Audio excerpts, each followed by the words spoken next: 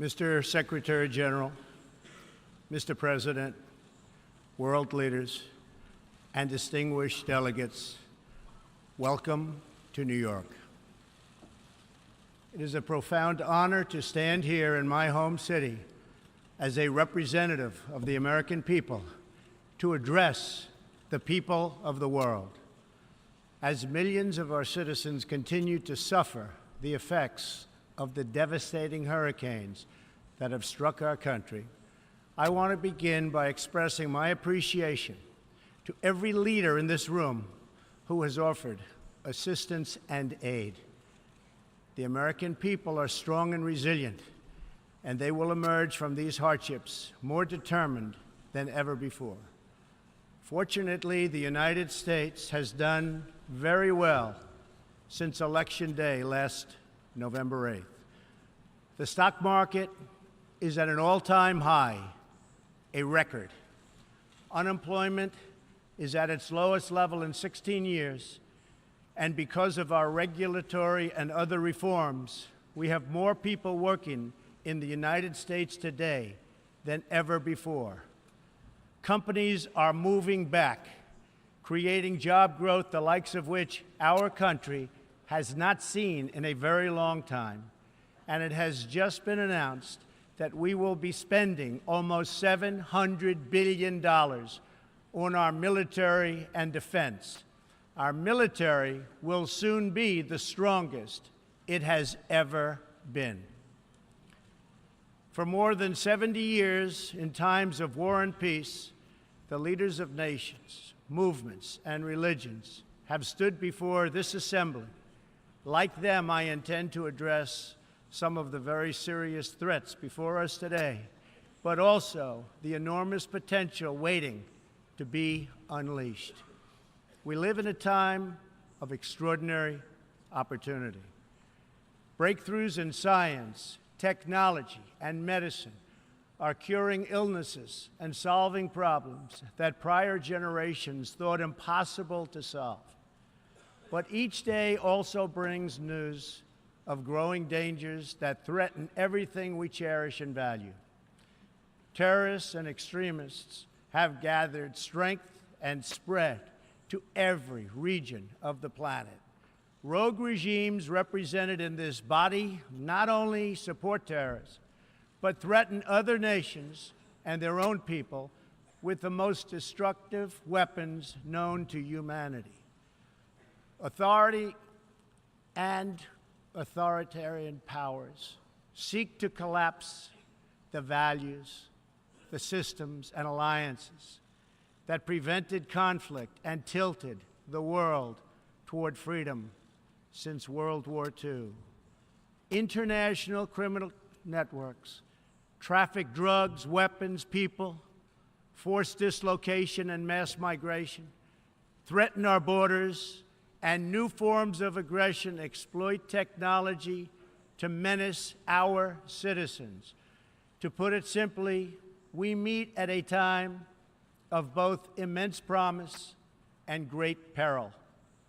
It is entirely up to us whether we lift the world to new heights or let it fall into a valley of disrepair. We have it in our power, should we so choose, to lift millions from poverty, to help our citizens realize their dreams, and to ensure that new generations of children are raised free from violence, hatred, and fear. This institution was founded in the aftermath of 2 world wars to help shape this better future. It was based on the vision that diverse nations could cooperate to protect their sovereignty, preserve their security, and promote their prosperity. It was in the same period, exactly 70 years ago, that the United States developed the Marshall Plan to help restore Europe. Those 3 beautiful pillars, they're pillars of peace, sovereignty, security, and prosperity. The Marshall Plan was built on the noble idea that the whole world is safer when nations are strong independent, and free. As President Truman said in his message to Congress at that time, our support of European recovery is in full accord with our support of the United Nations. The success of the United Nations depends upon the independent strength of its members. To overcome the perils of the present and to achieve the promise of the future, we must begin with the wisdom of the past. Our success depends on a coalition of strong and independent nations that embrace their sovereignty to promote security, prosperity, and peace for themselves and for the world. We do not expect diverse countries to share the same cultures, traditions, or even systems of government, but we do expect all nations to uphold these two core sovereign duties: to respect the interests of their own people and the rights of every other sovereign nation. This is the beautiful vision of this institution, and this is the foundation for cooperation and success. Strong sovereign nations let diverse countries with different values, different cultures, and different dreams not just coexist, but work side by side on the basis of mutual respect. Strong sovereign nations let their people take ownership of the future and control their own destiny. And strong sovereign nations allow individuals to flourish in the fullness of the life intended by God. In America, we do not seek to impose our way of life on anyone, but rather to let it shine as an example for everyone to watch. This week gives our country a special reason to take pride in that example. We are celebrating the 230th anniversary of our beloved Constitution, the oldest Constitution still in use in the world today. This timeless document has been the foundation of peace, prosperity, and freedom for the Americans and for countless millions around the globe whose own countries have found inspiration in its respect for human nature, human dignity, and the rule of law. The greatest in the United States Constitution is its first three beautiful words. They are, "We the people." Generations of Americans have sacrificed to maintain the promise of those words, the promise of our country and of our great history. In America, the people govern, the people rule, and the people are sovereign. I was elected not to take power, but to give power to the American people where it belongs. In foreign affairs, we are renewing this founding principle of sovereignty. Our government's first duty is to its people, to our citizens, to serve their needs, to ensure their safety, to preserve their rights, and to defend their values. As President of the United States, I will always put America first, just like you, as the leaders of your countries, will always and should always put your countries first.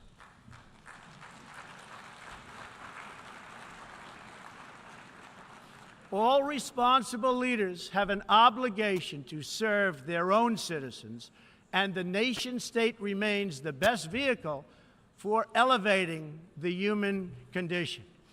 But making a better life for our people also requires us to work together in close harmony and unity to create a more safe and peaceful future for all people.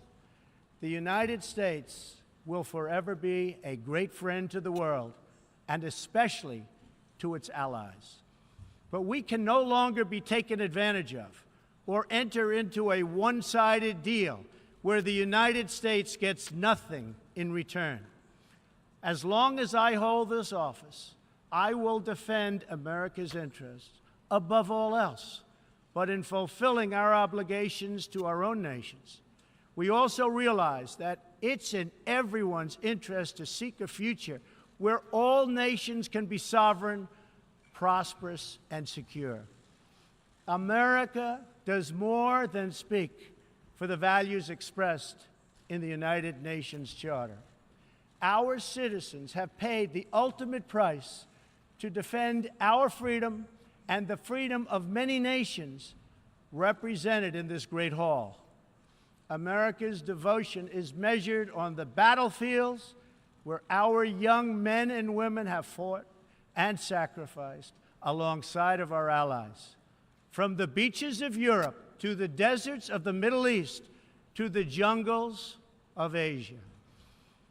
It is an eternal credit to the American character that even after we and our allies emerged victorious from the bloodiest war in history, we did not seek territorial expansion or attempt to oppose and impose our way of life on others. Instead, we helped build institutions such as this one to defend the sovereignty, security, and prosperity for all. For the diverse nations of the world, this is our hope. We want harmony and friendship, not conflict and strife. We are guided by outcomes, not ideology. We have a policy of principled realism rooted in shared goals, interests, and values. That realism forces us to confront a question facing every leader and nation in this room. It is a question we cannot escape or avoid. We will slide down the path of complacency, numb to the challenges, threats, and even wars that we face. Or do we have enough strength and pride to confront those dangers today so that our citizens can enjoy peace and prosperity tomorrow? If we desire to lift up our citizens, if we aspire to the approval of history, then we must fulfill our sovereign duties to the people we faithfully represent. We must protect our nations, their interests, and their futures. We must reject threats to sovereignty from the Ukraine to the South China Sea. We must uphold respect for law, respect for borders, and respect for culture, and the peaceful engagement these allow. And just as the founders of this body intended, we must work together and confront together those who threaten us with chaos, turmoil, and terror. The scourge of our planet today is a small group of rogue regimes that violate every principle on which the United Nations is based. They respect neither their own citizens nor the sovereign rights of their countries. If the righteous many do not confront the wicked few, then evil will triumph. When decent people and nations become bystanders to history, the forces of destruction only gather power and strength. No one has shown more contempt for other nations and for the well-being of their own people than the depraved regime in North Korea. It is responsible for the starvation deaths of millions of North Koreans and for the imprisonment, torture, killing, and oppression of countless more. We were all witness to the regime's deadly abuse when an innocent American college student, Otto Warmbier, was returned to America only to die a few days later. We saw it in the assassination of the dictator's brother using banned nerve agents in an international airport. We know it kidnapped a sweet 13-year-old Japanese girl from a beach in her own country to enslave her as a language tutor for North Korea's spies. If this is not twisted enough, now North Korea's reckless pursuit of nuclear weapons and ballistic missiles threatens the entire world with unthinkable loss of human life. It is an outrage that some nations would not only trade with such a regime, but would arm, supply, and financially support a country that imperils the world with nuclear conflict.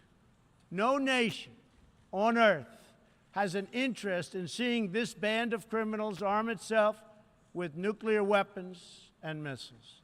The United States has great strength and patience, but if it is forced to defend itself or its allies, we will have no choice but to totally destroy North Korea. Rocket Man is on a suicide mission for himself and for his regime. The United States is ready, willing, and able, but hopefully this will not be necessary. That's what the United Nations is all about. That's what the United Nations is for. Let's see how they do. It is time for North Korea to realize that the denuclearization is its only acceptable future. The United Nations Security Council recently held 2 unanimous 15-0 votes adopting hard-hitting resolutions against North Korea, and I want to thank China and Russia for joining the vote to impose sanctions along with all of the other members of the Security Council. Thank you to all involved.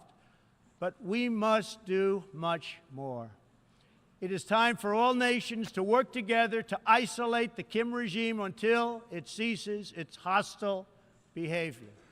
We face this decision not only in North Korea. It is far past time for the nations of the world to confront another reckless regime, one that speaks openly of mass murder, vowing death to America, destruction to Israel, and ruin for many leaders and nations in this room. The Iranian government masks a corrupt dictatorship behind the false guise of a democracy. It has turned a wealthy country with a rich history and culture into an economically depleted rogue state whose chief exports are violence, bloodshed, and chaos. The longest suffering victims of Iran's leaders are, in fact, its own people. Rather than use its resources to improve Iranian lives, its oil profits go to fund Hezbollah and other terrorists that kill innocent Muslims and attack their peaceful Arab and Israeli neighbors. This wealth, which rightly belongs to Iran's people, also goes to shore up Bashar al-Assad's dictatorship, fuel Yemen's civil war, and undermine peace throughout the entire Middle East. We cannot let a murderous regime continue these destabilizing activities while building dangerous missiles, and we cannot abide by an agreement if it provides cover for the eventual construction of a nuclear program.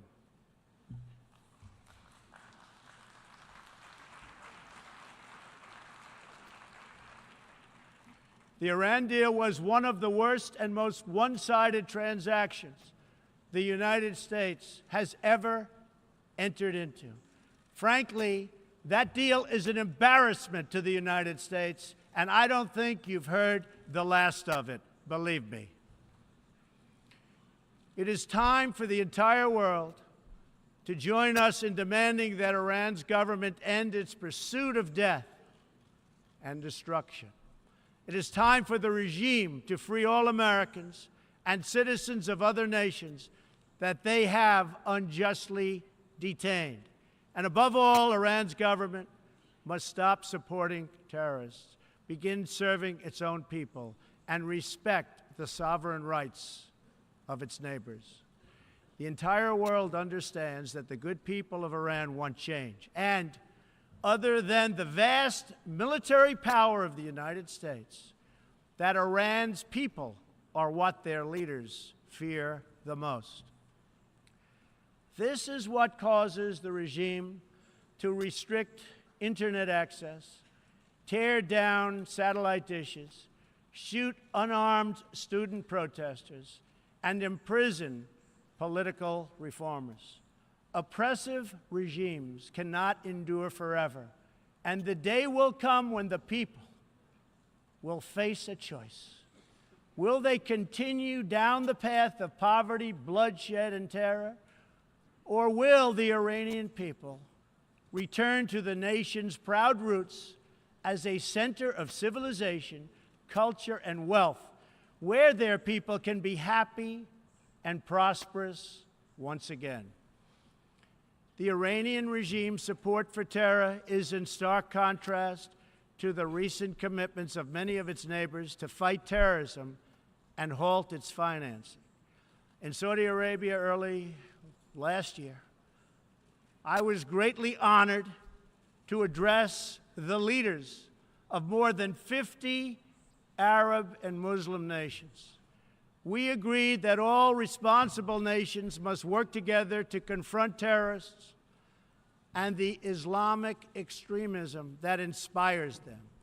We will stop radical Islamic terrorism because we cannot allow it to tear up our nation and indeed to tear up the entire world.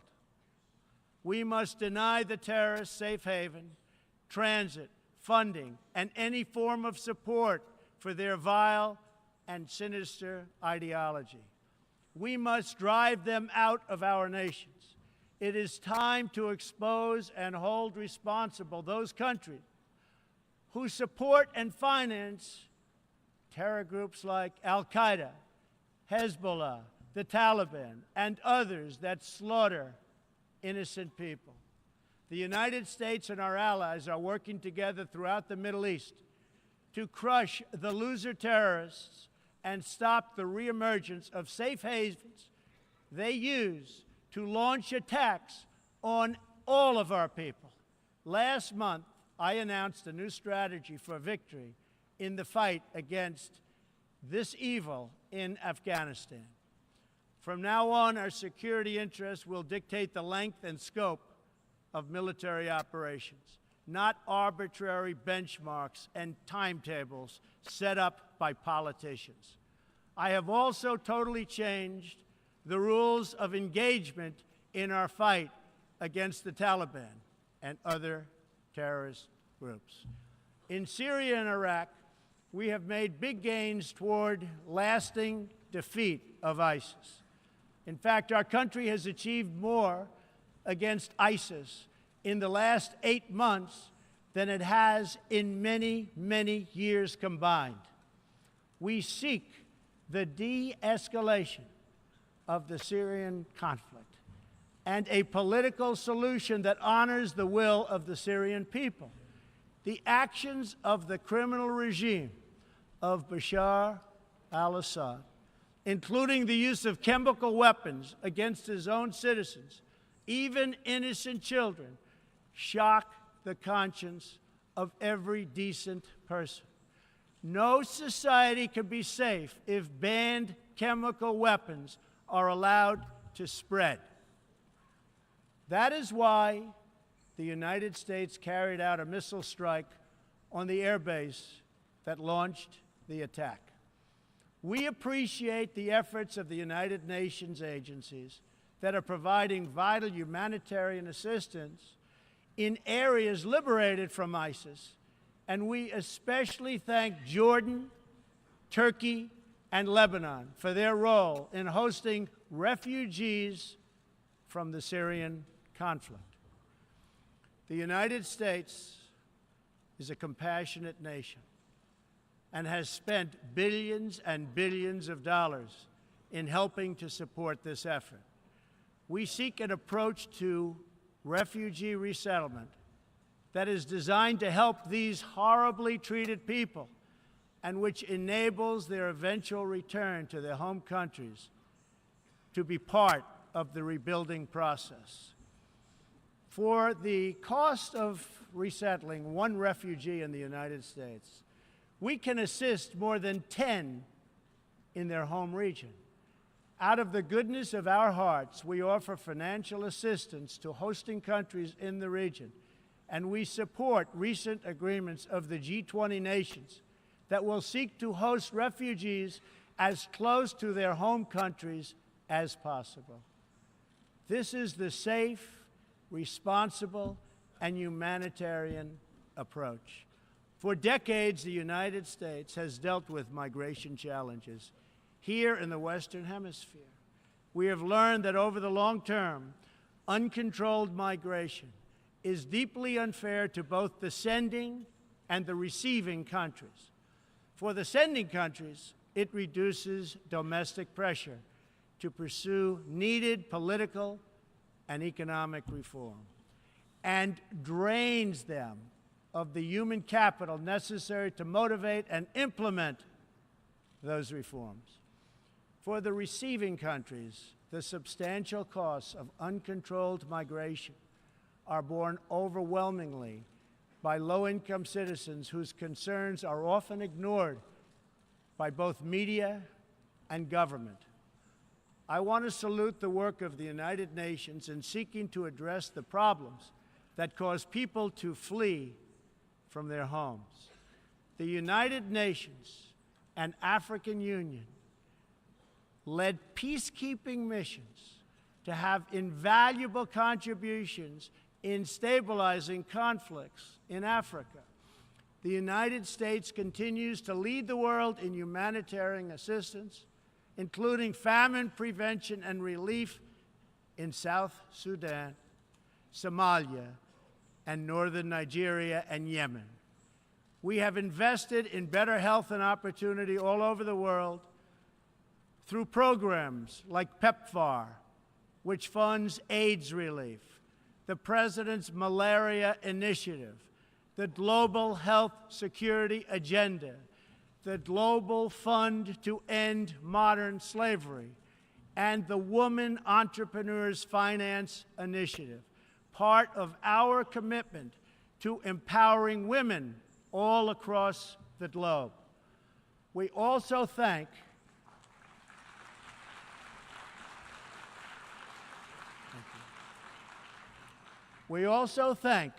the Secretary General for recognizing that the United Nations must reform if it is to be an effective partner in confronting threats to sovereignty, security, and prosperity.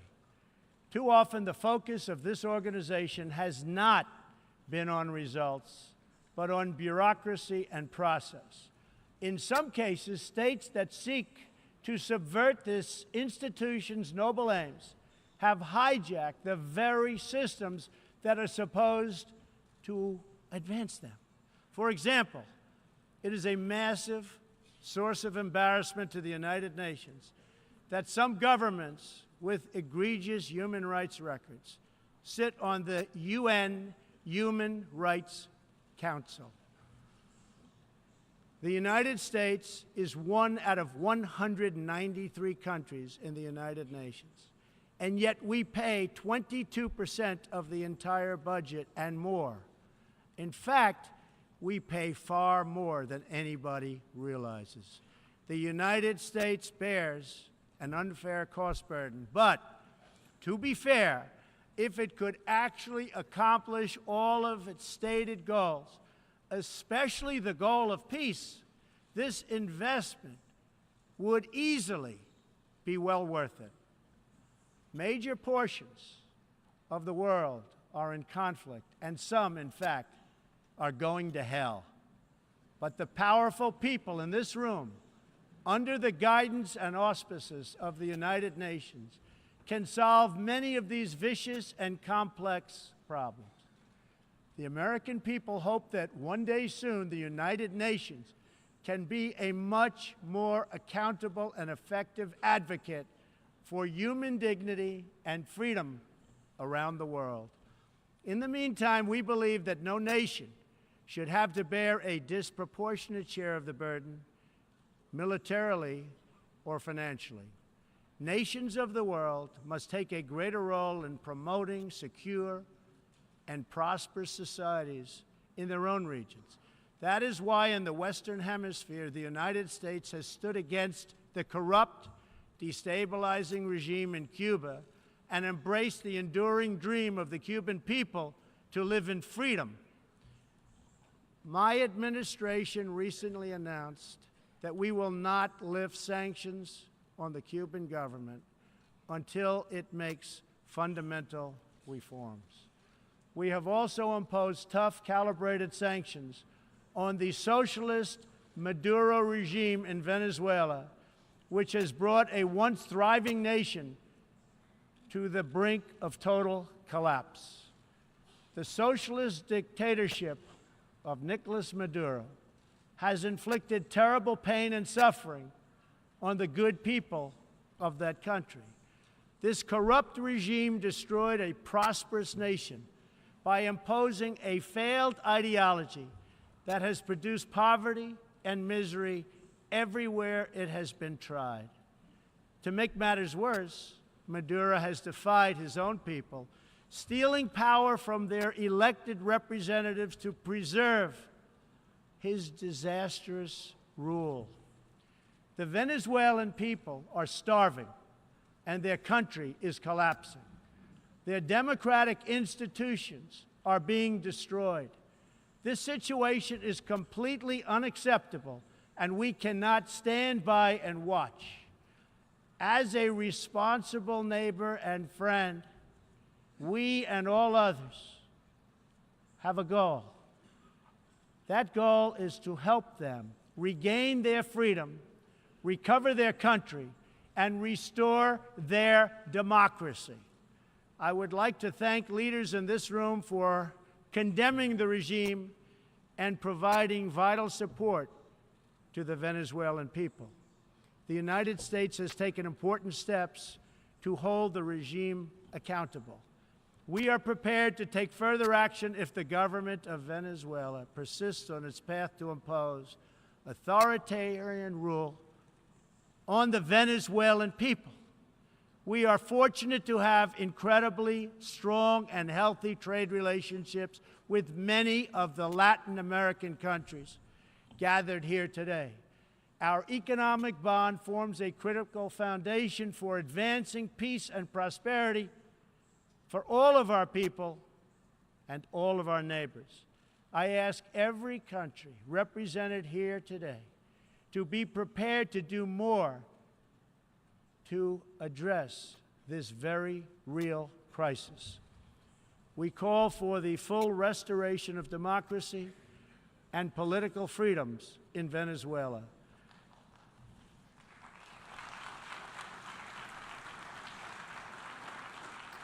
The problem in Venezuela is not that socialism has been poorly implemented, but that socialism has been faithfully implemented.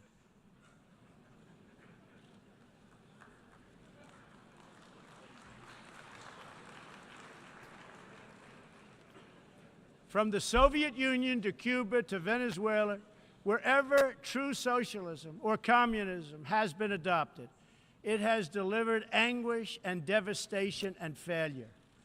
Those who preach the tenets of these discredited ideologies only contribute to the continued suffering of the people who live under these cruel systems.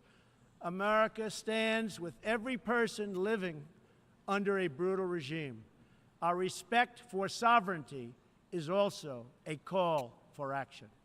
All people deserve a government that cares for their safety, their interests, and their well-being, including their prosperity.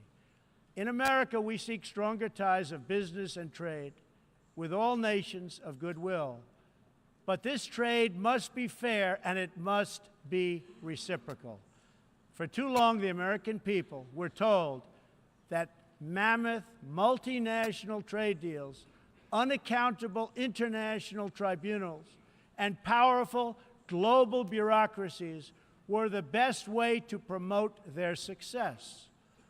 But as those promises flowed, millions of jobs vanished and thousands of factories disappeared.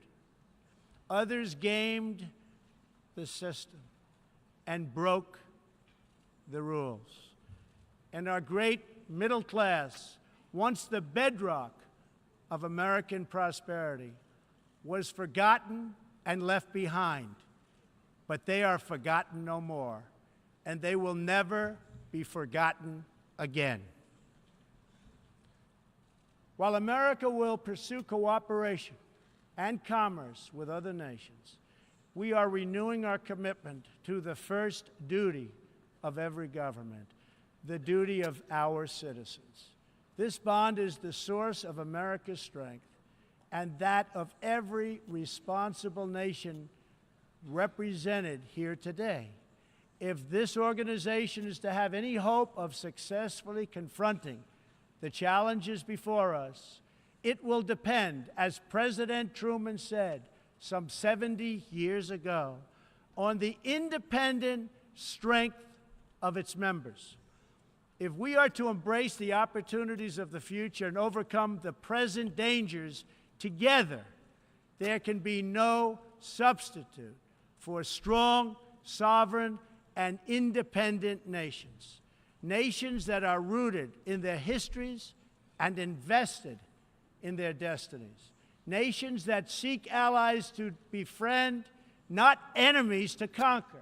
And most important of all, nations that are home to patriots, to men and women who are willing to sacrifice for their countries, their fellow citizens, and for all that is best in the human spirit. In remembering the great victory that led to this body's founding, we must never forget that those heroes who fought against evil also fought for the nations that they loved. Patriotism led the Poles to die to save Poland, the French to fight for a free France, and the Brits to stand strong for Britain. Today, if we do not invest ourselves, our hearts, and our minds in our nations, if we will not build strong families, safe communities, and healthy societies for ourselves, no one can do it for us. We cannot wait for someone else, for faraway countries or far-off bureaucracies. We can't do it. We must solve our problems to build our prosperity, to secure our future, or we will build vulnerable to decay, domination, and defeat. The true question for the United Nations today, for people all over the world who hope for better lives for themselves and their children, is a basic one. Are we still patriots? Do we love our nations enough to protect their sovereignty and to take ownership of their futures? Do we revere them enough to defend their interests, preserve their cultures, and ensure a peaceful world for their citizens? One of the greatest American patriots, John Adams, wrote that the American Revolution was effected before the war commenced. The revolution was in the minds and hearts of the people. That was the moment when America awoke, when we looked around and understood that we were a nation. We realized who we were, what we valued, and what we would give our lives to defend. From its very first moments, the American story is the story of what is possible when people take ownership of their future. The United States of America has been among the greatest forces for good in the history of the world and the greatest defenders of sovereignty, security, and prosperity for all. Now we are calling for a great reawakening of nations, for the revival of their spirits, their pride, their people, and their patriotism. History is asking us whether we are up to the task. Our answer will be a renewal of will, a rediscovery of resolve, and a rebirth of devotion we need to defeat the enemies of humanity and unlock the potential of life itself. Our hope is a word and world of proud, independent nations that embrace their duties, seek friendship, respect others, and make common cause in the greatest shared interest of all, a future of dignity and peace for the people of this wonderful earth. This is the true vision of the United Nations, the ancient wish of every people, and the deepest yearning that lives inside every sacred soul. So let this be our mission, and let this be our message to the world.